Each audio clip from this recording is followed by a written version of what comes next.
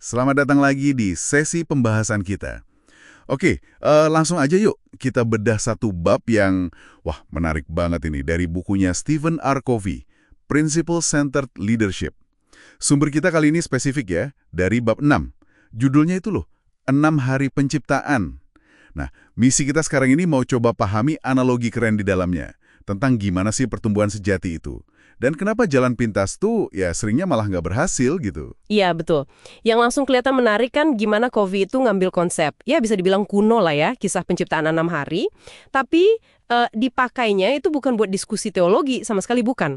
Tapi lebih kayak cermin gitu, buat memahami prinsip dasar pengembangan diri, pengembangan organisasi. Intinya tuh di proses alaminya itu loh, yang nggak bisa kita paksa-paksa, nggak bisa dipercepat seenaknya. Benar. Analogi intinya emang gitu ya. Covey ngelihat kisah kejadian, itu kan ada urutannya jelas tuh. Ada cahaya dulu, terus daratan, tumbuhan, hewan, baru manusia. Nah, urutan itu dilihat sebagai metafora yang pas banget.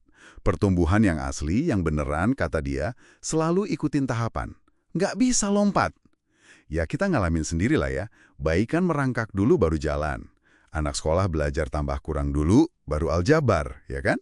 Atau kayak bangun rumah, mesti ada fondasi dulu, baru bisa naik tembok, pasang atap. Nggak ada yang instan. Betul. Dan kalau kita tarik lagi nih, Covey pakai metafora ini buat nekenin satu hal yang universal banget sebenarnya. Pengembangan sejati itu, mau itu skill kayak main piano, atau ngomong di depan umum, atau bahkan yang lebih dalam lagi kayak karakter, kematangan emosi, itu nggak ada jalan pintasnya. Titik. Nyoba buat katakanlah tampil seolah udah di hari ke-6 gitu ya, padahal fondasi di hari kedua atau ketiga aja masih goyah, wah itu udah resep pasti buat frustrasi, gagal, dan ya rasanya kosong aja gitu. Cuma berpakaian sukses doang itu nggak akan pernah bisa gantiin kompetensi atau integritas yang emang belum ada. Nah, ini nih, bagian ini yang menurutku pribadi, wah kena banget dan relevan banget buat kita semua.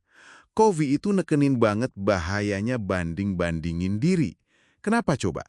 Ya karena tiap orang itu unik. Kita semua ini kan ada di hari perkembangan yang beda-beda. Di area hidup yang beda-beda juga. Mungkin Anda secara intelektual katakanlah udah hari kelima. Keren.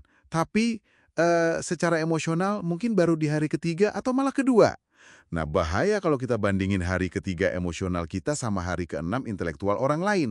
Ya jelas bikin minder, bikin gak aman rasanya. Iya, bener banget. Dan titik awalnya tuh selalu sama. Kita terima dulu dengan jujur kita ada di mana sekarang. Mengakui kalau kita, oke, di aspek ini saya lagi di hari kedua nih. Tanpa ngejudge diri sendiri ya, justru itu langkah pertama buat naik ke hari ketiga. Kayak kata pepatah itulah, mengakui ketidaktahuan itu awal dari pengetahuan. Dan ini kuat banget terapannya, khususnya buat pertumbuhan yang di dalam, sisi emosional kita. Wah, Anda nyinggung soal kematangan emosional. Covey ada cerita bagus soal ini kan ya? Kalau nggak salah tentang putrinya. Disogok mainan lain, diancam, bahkan sampai agak maksa gitu secara fisik. Hasilnya, nol besar. Anaknya malah makin nahan mainannya, makin defensif. Nah, di momen itu, Covey baru klik, baru sadar. Anaknya itu perlu merasakan kepemilikan penuh dulu atas mainan itu. Perlu having dulu istilahnya. Baru setelah itu dia bisa dengan tulus mau berbagi, mau giving. Oke.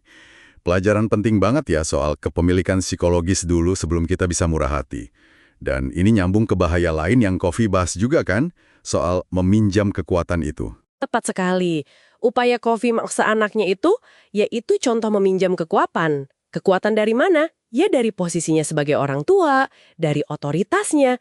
Mungkin kelihatannya berhasil sesaat, tapi sebenarnya dalam jangka panjang itu justru ngebangun kelemahan. Lemah di diri anaknya, karena dia nurut karena dipaksa, bukan karena kesadaran tumbuh. Lemah di hubungan ayah anaknya, bahkan lemah di diri Covey sendiri karena dia ngandelin paksaan, bukan pengaruh yang positif. Kekuatan sejati itu, kata Covey, lahirnya dari kapasitas internal kita, yang dibangun pelan-pelan, bata demi bata, hari demi hari, nggak bisa pinjam. Jadi kalau kita coba rangkum nih ya, pesan utamanya berarti pertumbuhan itu ya sebuah proses. Organik, berurutan, alami gitu.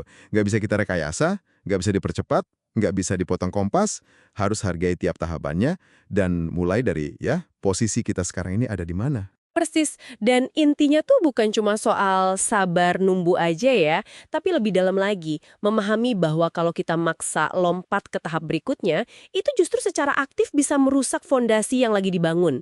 Jadi malah kontraproduktif, bukan cuma memperlambat, tapi bisa ngerusak. Ini tentang menghormati hukum alamiah pertumbuhan itu sendiri.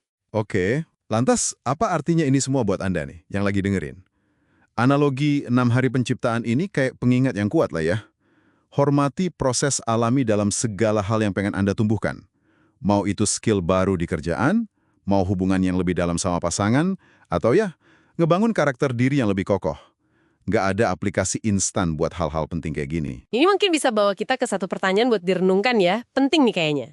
Coba deh pikirin, di area mana dalam hidup Anda sekarang, mungkin di karir, di keluarga, atau pengembangan diri pribadi, Anda tuh paling ngerasa tergoda buat cari jalan pintas. Area mana yang rasanya pengen banget gitu dilompatin harinya. Coba identifikasi satu aja deh. Terus, pikirin gimana caranya Anda bisa mulai menerapkan prinsip pertumbuhan langkah demi langkah ini ya, dengan lebih sadar, lebih sabar gitu, di area tersebut, mulai dari hari Anda sekarang. Wah, dalam banget ya. Oke deh, terima kasih udah nyimak pembahasan kita kali ini. Semoga ada insight baru yang bisa dibawa ya. Sampai jumpa di kesempatan berikutnya.